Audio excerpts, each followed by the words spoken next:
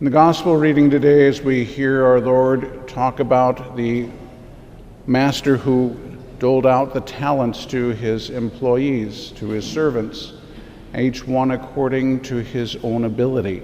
So one received 5, and one received 2, and one received 1.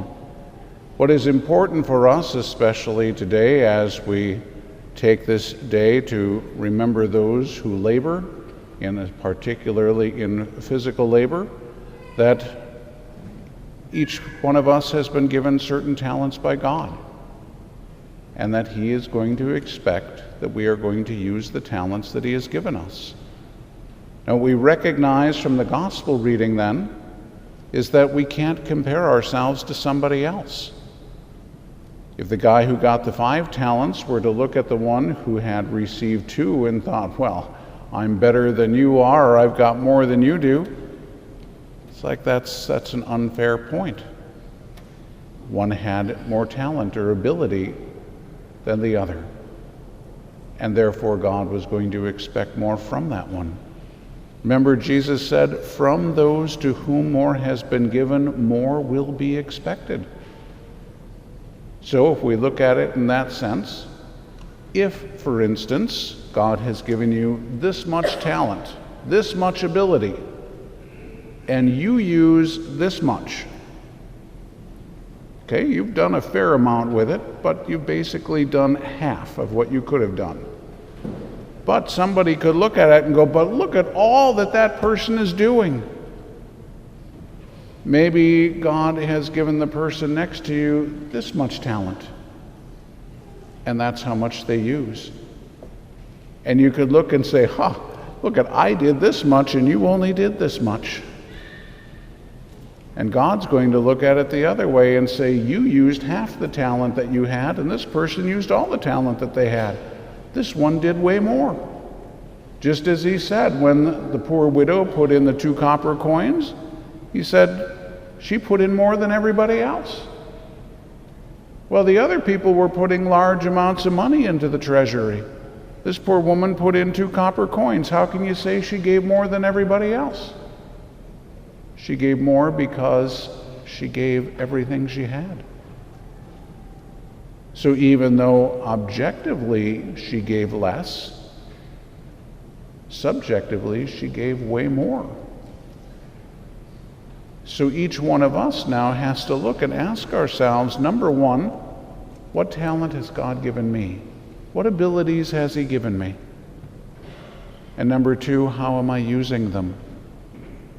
Don't compare to anybody else. Because if you got the 2 talents and you're looking at somebody else who got 5, you're going to say, oh, it's not fair. Look at how much this person has. It's not about what's fair. It's about what God has given and what He's going to ask. You can look at it the other way and say, you know what? If I only got 2 talents and that person got 5, thankfully God's only going to ask 2 from me. I don't have to do as much as this person did. But for both, it's going to be 100%. The person with 2 talents, remember, came back with 2 more and was rewarded for that.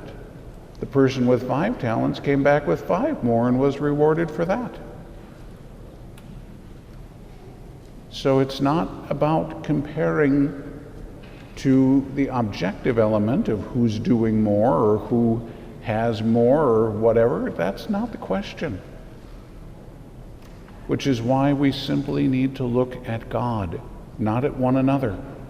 If we're comparing ourselves to one another, it's a completely unfair comparison. But if we're looking at God and asking the question, what is God asking of me? That's the only one that's important. Don't worry about what God's asking of the person sitting next to you, because that's not your business. Don't compare yourself to that person, because God might not be asking the same thing. So just worry about what God is asking of you. And then as you look at that, ask yourself, am I really doing what God is asking? Again, we need to be really careful because we are fantastic at rationalization. I am the best couch potato that you've seen in years. I don't think that's what God is asking of you. I mean, you might be the best couch potato and you might be able to rack up the most hours sitting in front of the TV or playing video games, but I really doubt that that's what God is asking you. So be serious and ask the Lord, because He's the one who's given you the talent. He's the one that's given you the ability. And He's the one who's asking you to become a saint by using that ability. So whatever that talent is, don't bury it in the ground or in the couch, as the case may be. It's time to look seriously at it and be able to truly labor for the Lord in whatever way it is that He is asking. Each one of us here is going to be very different from the others. So again, don't compare yourself to anyone else.